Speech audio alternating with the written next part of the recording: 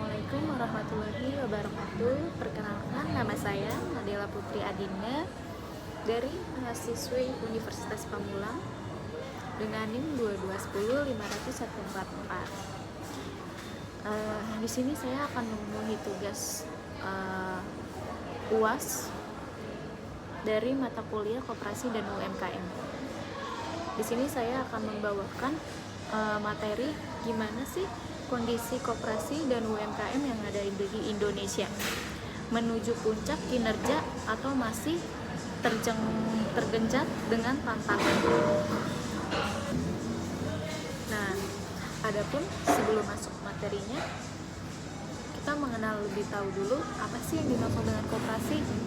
Nah, koperasi adalah badan usaha yang beranggotakan orang-orang yang bekerja sama secara sukarela untuk mencapai tujuan bersama.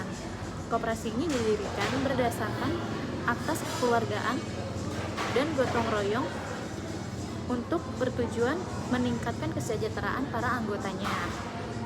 Nah, untuk UMKM sendiri, apa sih yang dimaksud dengan UMKM? Ya, ini adalah usaha ekonomi produktif yang dikelola oleh badan usaha dengan modal dan omset tertentu. UMKM ini berperan penting dalam perekonomian Indonesia karena menyerap banyak tenaga kerja dan memberikan kontribusi yang signifikan terhadap produk.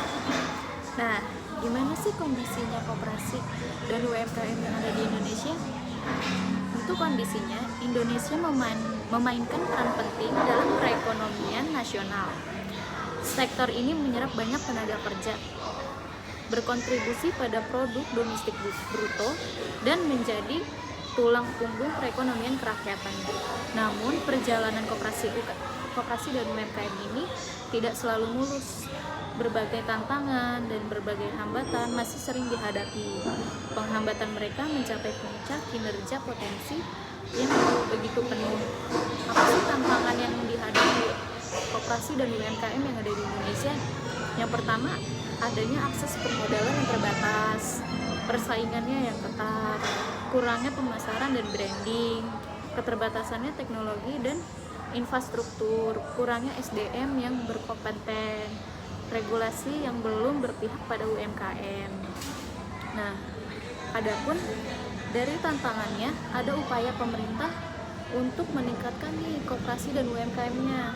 Yang pertama, pemerintah telah mengeluarkan berbagai kebijakan untuk mendukung perkembangan koperasi dan UMKM yang ada di Indonesia. Yang pertama, ada pembentukan Kementerian Koperasi dan Usaha Kecil Menengah, penyediaannya program permodalan untuk koperasi dan UMKM, pemberiannya pelatihan dan pendampingan kepada koperasi dan UMKM, pembangunan infrastruktur untuk mendukung usaha koperasi dan UMKM, penyederhanaan regulasi untuk koperasi dan UMKM. Nah, masa depan koperasi dan UMKM di Indonesia seperti apa sih? Koperasi dan UMKM di Indonesia memiliki potensi yang sangat besar untuk menjadi motor penggerak perekonomian nasional. Dengan dukungan yang tepat dari pemerintah, koperasi dan UMKM dapat mencapai puncak kinerja yang berkontribusi lebih besar lagi bagi masyarakat kesejahteraan rakyat Indonesia. Maka, koperasi dan UMKM di Indonesia memiliki peran penting dalam perekonomian nasional dengan berbagai upaya yang dilakukan oleh pemerintah dan pemangku kepentingan lainnya. Diharapkan koperasi dan UMKM dapat mencapai puncak kinerja dan berkontribusi lebih besar lagi bagi kesejahteraan rakyat Indonesia. Nah, sekian itu materi yang saya sampaikan untuk memenuhi kebutuhan tugas ulangan akhir semester. Kurang lebihnya mohon maaf. Wabillahi taufiq wal hidayah. Wassalamualaikum warahmatullahi wabarakatuh.